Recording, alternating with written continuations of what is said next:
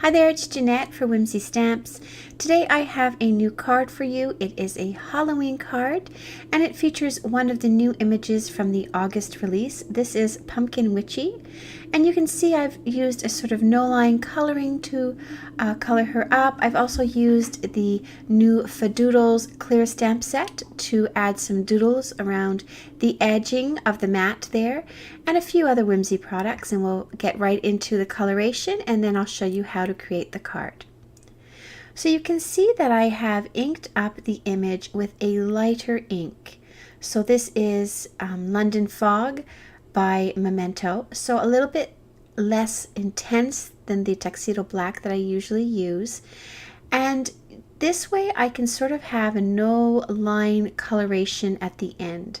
Although this is much darker than how some people do the no line coloring, I find for myself it is easier for me to color with the lines at this intensity, and they do seem to disappear once all the coloring is done. So I had listed the skin colors, they were on the screen a moment ago, and here I'm using the very darkest one, which is E13, and really just adding it very finely to the edges of the image where I want my shading to be. I'm drawing in some lips there in between those two lines, and then I will go back in with my E11 and blend that out, and still trying to stay towards the edging of the lines. I don't want to venture too far into the middle yet. Now I have my E00 and I'm blending it most of the way in, leaving a little bit of lightness in the middle there, adding in my cheek colors, that was R20, and then I will soften it up and blend it with R30, and then finally my E00 over the entire image. I'm going to now leave that be. I don't want to go into the eyebrows or the eyes right away. I want that ink to really dry down so there's no sort of blending with the eye color. So I'll move over to the hair, and I'm just going to base the whole hair with this light green color, and then I'll let that dry and I can go do the eyes now.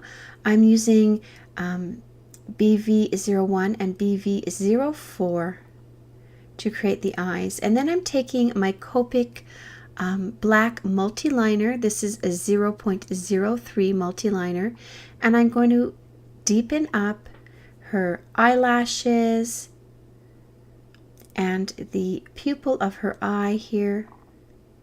And you can see how, if you compare this eye now to the other eye, you can see what a huge difference this step makes. So I think having a multi-liner like this is a great investment, especially if you like doing this no-line coloration. It really makes the eyes pop. I'm going to now put some more color into the hair. So I'm just drawing the strands in, being mindful of where hair is lying on top of each other so that I make a shadow there. You can see with the braids, I'm sort of tracing those areas first and then adding the strands of hair in. And I'm not going over the entire surface. You do want to leave some of that light green color poking out. That's going to end up being your highlights of your hair. And this image is great because you can really just sort of trace those lines. They're already drawn in for you, so there's not too much guesswork. You just sort of follow the lines of the image and you get a great result.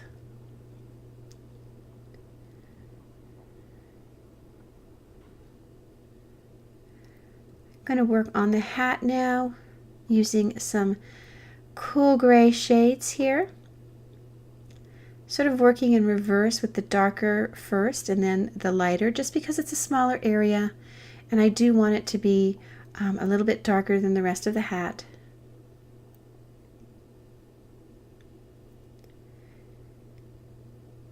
Then I'll go in, now that the hair is a little bit dry, I'll go in with my deeper green color. This is G28, and not adding it as much as I added the other color, the mid-tone, but still enough so that you get a really great contrast on the hair. Sorry, it's a little bit of out of frame there for you. I really try to zoom the image in when I'm coloring it so you can see what I'm doing, but sometimes I do go off screen a little bit before I notice. So on this side I'm doing the same thing, drawing in the strands, tracing around the edges of each little sort of braid or braid section so that you give definition to it. Then I'll start working on the hat. This is C3, and I'm just adding in where I want sort of the shadows and the creases of the hat to be. Then I can go in, actually I think that was C5, now this is my C3. I'm just sort of adding it in the middle, blending it a little bit but not too much, and then I'll go in with my C7 here, start to deepen up everything.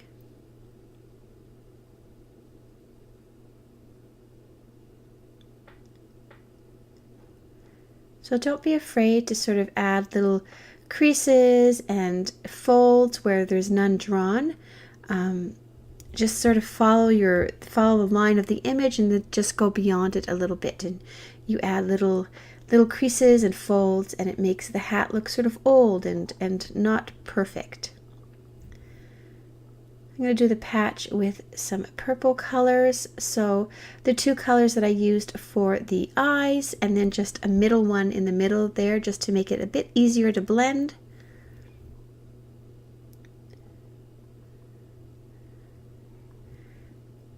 And I will use those same colors to do her shirt. So that sort of picks up the color of her eyes.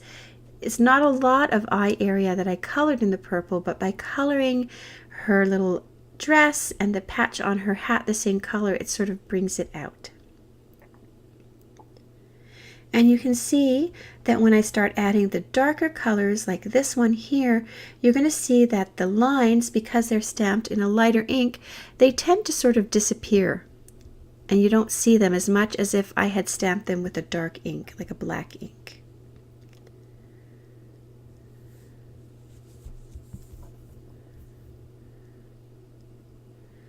Doing my blend here.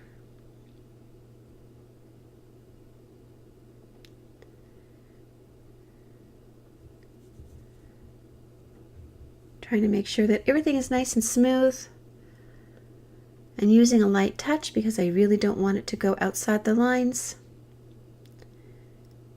And then finally using my lighter color to blend everything together.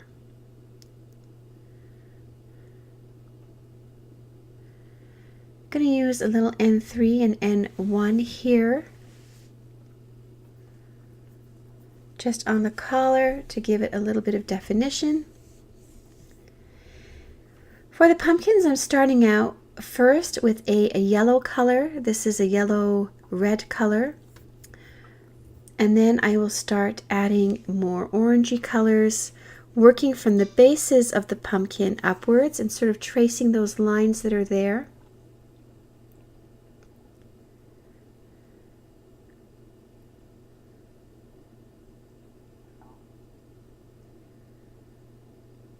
I'm going to blend that with a slightly lighter color, the first sort of yellow color that I used, and then I will add darker shades on top of that until I get the color that I want. Pumpkins are tricky, so you sort of have to play with them and the colors, working with the markers that you have to get sort of the color that you like. In fact, one of those markers was not a yellow-red marker, it was actually a red marker, so that deepest color that I'm going to be adding here right now is actually R08, so it's actually a red, but it is deep enough and dark enough to give the definition I need there.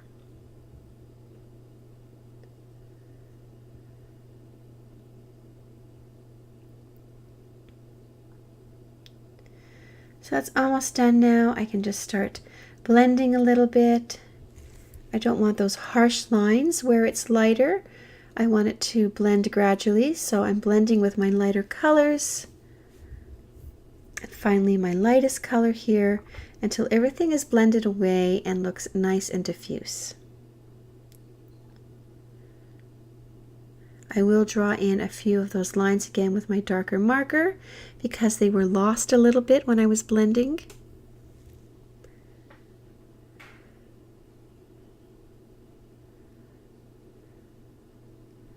I'll add in the stems of the pumpkin here with a brown color. And then my coloration is all done. I'm going to be cutting the image itself out using the hand-stitched nested rectangles from Whimsy. This is the second largest die I'm using for the image. And then this is a piece of digital paper from Whimsy. It's from their Halloween papers. I will link this below the video. So I just went and downloaded it. They don't cost very much, the papers, and then you can print it off yourself and you get a variety of prints and colors, and I find it's super easy, super affordable.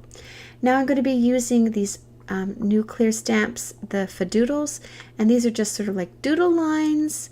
One of our designers, I think, is very well known for the doodling that she does on the sides of her cards, Faye, and so they've been created into a stamp set so that we can all get that look. And I am inking them up with some distress ink. I think this is Carved Pumpkin I used. Just lining them up on the sides. Using the Misty is great because then you get it exactly where you want it to be. I am cleaning the stamp off in between so that I don't inadvertently get ink where I don't want it to be. And I will do all four corners. And that just adds a touch of whimsy. It looks super great as well if you do it in black ink. And there's, as you saw on the set, there's a ton of different little sizes and varieties, and I think it's a great stamp set to have. Now I'm going to be sponging in with a little spiced marmalade here. Just really concentrating that ink along the edges of my card. Don't want to go too far in. I do want to leave most of the background white. Now I'll just adhere that paper to the card base. And I decided I wanted to have a little sentiment on my panel here, so I used the Whimsy Clear Stamp Set typography to just add the word boo. So that was very quickly done with the Misty. I really love the font here of this set. Adding a little white to the eyes and a few little white accents to where I added some of the shading.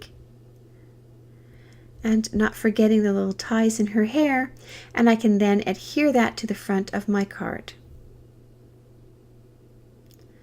So that's my card finished. Thank you so much for joining me. I hope you've enjoyed seeing me create this Halloween card. It could also be used as something you could frame for your Halloween decor. For a full list of supplies and links to those supplies, you can check below this video on YouTube, or you can visit my blog. Thanks so much for watching.